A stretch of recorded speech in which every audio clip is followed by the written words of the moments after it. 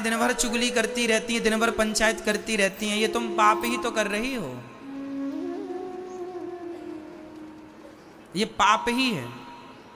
तुम्हें क्या लगता है, हमने किसी की बुराई कर ली, हमने किसी की पंचायत कर ली, उसके बारे में ऐसा कह दिया, उसके बारे में ऐसा कह दिया, कर लिया, मन का कर लिया, 2-2 घंटे चुगली की, निंदा की, क्या मिला तुम्हें? तुम्हारे माथे पाप और आए, फोकट के, फ्री के। मैंने कई बार एक कथा सुनाई तुम्हें, सुनो मैया जी, ध्यान से सुनना। एक राजा था, बड़ा भला राजा था। खुले मैदान में, सर्दियों का समय था मैया, खुले मैदान में उसने ब्राह्मणों को निमंत्रण दिया, सारे नगर वालों को बुलाया, जिसमें पहला भोज ब्राह्मण का था। तो हजारों ब्राह्मण आए, पंगत लगी, और वहां खुले मैदान में ही खीर पक रही थी। तभी ऊपर से एक पक्षी बाज अपने पंजों पर सांप को दबा करके जा रहा था कि तभी सांप ने उस बाज को डसने के लिए अपना जहर फेंका। तो वो जहर बाज को तो लगा नहीं, वो जहर ऊपर आकाश में ये हो रहा था, तो वो जहर नीचे आया और नीचे खीर पक रही थी। तो राजा ने खीर पकवाई कि ब्राह्मण खाएंगे, वो खीर में वो जहर सांप का गिर गया और पूरी खीर जहरीली हो गई। संयोगवश सारे ब्राह्मणों को खीर परोसी गई और लगभग 2000 ब्राह्मण खाए और 2000 ब्राह्मण तुरंत स्पॉट पे मारे गए, मर गए, सारे ब्राह्मण मर गए। अब यमराज जी आए, यमराज जी ने हिसाब किताब किया, भाई साहब ये 2000 लोग मरे हैं, इनकी मृत्यु का पाप किसके माथे डालें? कौन है इन ब्राह्मणों की मृत्यु का पापी? बताइए कौन है हत्यारा? ये पाप का दंड किसे दिया जाए? आपके हिसाब से ये दंड किसे देना चाहिए? क्या राजा अपराधी है? बोलो। नहीं, राजा की कोई गलती नहीं है, वो तो बड़ा धर्मात्मा था, उसका तो कोई उद्देश्य था नहीं कि ये ब्राह्मण मारे जाएं, वो तो और भोजन करा रहा था। तो क्या गलती उस बाज पक्षी की है? बोलो। नहीं, बाज तो एक पक्षी है और वो तो मांस ही खाता है, वो तो सांप ही खाता है, तो वो तो अपना भोजन लेके जा रहा था और वो तो उड़कर ही जाएगा क्योंकि उड़ने वाला है। तो क्या अपराधी सांप है? ना जी, सांप भी अपराधी नहीं है, क्योंकि वो तो अपनी रक्षा में, जहर है तो जो है वही तो उगलेगा। अमृत होता तो अमृत उगलता, जहर है तो जहर उगल रहा है। अब यमराज चक्कर में पड़ गए कि भैया ये पाप हम 2000 ब्राह्मणों का किसके माथे डालें, किसके खाते पे लिखें? कौन है अपराधी? ना तो राजा अपराधी लग रहा है, ना तो सांप अपराधी लग रहा है, ना तो बाज अपराधी लग रहा है। यमराज जी उस नगरी में बैठे, ये पाप किसके, ये पंडितों का पाप किसके माथे डालूं, किसके माथे डालूं, किसके माथे डालूं? ये घटना हो गई, सारा मामला शांत हो गया कि 10 दिन बाद एक पंडित जी ने गांव में पूछा, भैया वो राजा का घर कहाँ है? तो एक मैया, वैसी टाइप की मैया जैसे आप लोग प्रपंच पंचायत करने लगती हो, उसी टाइप की बोली, सुनो पंडित जी, राजा के घर क्यों जाना है तुम्हें? अरे राजा बड़ा धर्मात्मा। उसने कहा, ना जी, राजा कोई धर्मात्मा नहीं है, पिछले 10 दिन पहले 2000 ब्राह्मणों को मार डाला जहर दे करके। तुरंत यमराज ने अपना वाहन इस तरफ मोड़ा और कहा कि यही स्त्री है, 2000 ब्राह्मणों का पाप इसी के माथे पे डालना चाहिए, उठा कर ले गए यमराज, चल नरक जा तू। अब उस महिला ने कहा कि महाराज मेरा क्या अपराध है? तो यमराज जी ने कहा, ये बता, तूने ये कैसे कहा कि राजा ने 2000 ब्राह्मणों की हत्या कर दी? महाराज मैंने कह दिया। हाँ, अब कह दिया तो अब भोगो। यही निंदा चुगली है। आदमी कई बार आप उसकी भी बुराई करते हैं जो बुराई के योग्य नहीं है। कई बार आप उसकी भी आलोचना करते हैं, कई बार आप ना किसी की बात पूरी जानते हैं ना पूरी सुनते हैं और बस बुराई पेलने लग जाते हैं, निंदा करने लग जाते हैं। ना तो पूरा मामला आप जान रहे हैं ना पूरी बात समझ रहे हैं और शुरू हो गए। ये पाप नहीं तो क्या है?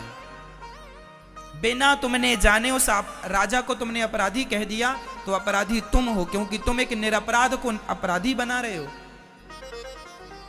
अरे जिसे यमराज भी अपराधी ना सिद्ध कर पाए उसे तुम, दो कौड़ी के इंसान तुम उसे अपराधी सिद्ध कर रहे हो। यमराज पकड़ के ले गए। तो मैं ये कथा इसलिए सुना रहा हूं कि जो आप लोग बड़े स्वाद से निंदा सुनती हो, निंदा करती हो, चुगली सुनती हो, चुगली करती हो, ये सबसे बड़ा पाप है।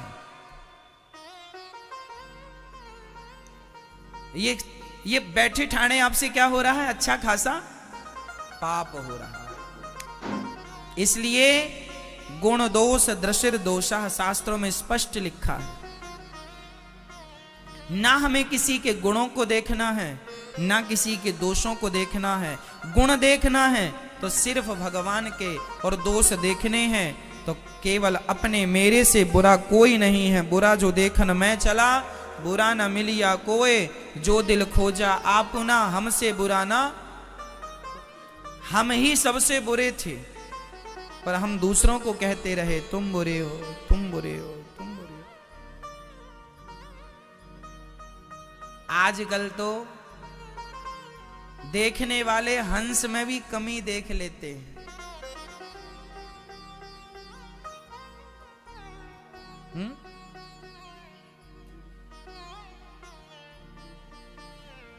हंस में भी लोग कमियां ढूंढ लेते हैं, ढूंढने वाले। इसलिए हम कमियां ढूंढें पर औरों की नहीं, खुद की। बताइए मेरी मां, जो कमी हम औरों की देखते हैं क्या वो कमियां हम स्वयं में हैं या नहीं? हाँ या ना में जवाब दो। हम कहते हैं कि पड़ोसी ऐसा है, फला ऐसा है, फला ऐसा है, तो वो कमी केवल उनमें है, क्या हम में कोई कमी नहीं है? तो हम दूसरों की क्यों देखें? क्यों ना खुद की देखें और उन्हें ही सुधार लें। खुद की कमियों को स्वीकार कर लें और स्वीकार करके उन्हें सुधार कर लें। लड़ते हैं ना जाने क्यों आपस में झगड़ते हैं। सबको धन चाहिए, सबको समृद्धि चाहिए, सबको सुख चाहिए, तो सुख कैसे मिलेगा? अरे दूसरों को सुख देना स्टार्ट कर दीजिए, आप सुखी हो जाएंगे। अच्छा ये बताओ, जब आप गुस्सा करते हैं किसी दूसरे पर, किसी को डांटते हैं, किसी को गुस्से में गालियां देते हैं, तो आप गुस्से में पहले खुद को ही जलाते हैं, इसके बाद आपका क्रोध किसी दूसरे को जलाता है। जैसा कि मैंने बताया कि जब माचिस की तीली जलती है तो माचिस की तीली बाद में किसी जंगल को जलाएगी, बाद में किसी घर को जलाएगी, बाद में किसी को जलाएगी। वो तीली सबसे पहले खुद को जलाएगी। जैसे ही आपने माचिस से रगड़ा तो तीली जली, सबसे पहले कौन जला? वो तीली जली, उसके बाद जला जो भी जला। हाँ या ना? तो जब आप क्रोध करते हैं, जब आप किसी का बुरा सोचते हैं, तो उसका बुरा बाद में होता है, पहले आपका खुद का बुरा होता है। तीली किसी को बाद में जलाएगी, पहले खुद को जलाएगी। जय श्री कृष्ण भक्तों, राधे राधे। आप सब लोग कैसे हो? आशा करती हूँ आप लोग कुशल मंगल से होंगे। भक्तों, श्री अनिरुद्धाचार्य जी की कथा में आप सभी का स्वागत है। महाराज जी ने इस कथा में बहुत ही अच्छी और विचित्र बात बताई है, क्योंकि महाराज जी की कथाएं हमें बहुत अच्छी लगती हैं, क्योंकि महाराज जी हम लोगों को बहुत ही अच्छी अच्छी और ज्ञान वाली बातें बताते हैं। इसलिए कि महाराज जी की कथाएं हमें बहुत अच्छी लगती हैं, क्योंकि महाराज जी बहुत विस्तार पूर्वक और अच्छे विचार वाली बातें बताते हैं जो हमारे जीवन पर्यंत काम आने वाली होती हैं। इसलिए महाराज जी की कथाएं हमें बहुत अच्छी लगती हैं। आइए बिना वीडियो के स्किप किए हुए कथा को आपको पूरा सुनना है, क्योंकि हमारे जीवन में बहुत ही अच्छी महत्वपूर्ण बात बताने वाले हैं। आइए इस कथा को पूरा सुनना है। हम मिलते हैं आपको कथा के अंत में। तब यह कथा आप लोगों को कैसी लगी? हमें तो बहुत अच्छी लगी, क्योंकि महाराज जी ने इस कथा में बहुत ही अच्छी और ज्ञान वाली बातें बताई है जो हमारे जीवन पर्यंत काम आने वाली है। क्योंकि जिन चीज़ों के बारे में हमें जानकारी नहीं होती है, महाराज जी बहुत ही ज्ञान वाली और अच्छी अच्छी बातें बताते हैं। इसलिए महाराज जी की कथाएं हमें बहुत अच्छी लगती हैं। आप लोग भी महाराज जी की कथाएं जी सुना करिए और लाइफ में बहुत ही काम आने वाली हैं। अगर यह कथा आप लोगों को अच्छी लगी हो तो वीडियो को लाइक करिए, चैनल को सब्सक्राइब करिए, कमेंट में जय श्री कृष्णा लिखना न भूलें। मिलते हैं हम अगली कथा के साथ, तब तक के लिए राधे राधे भक्तों।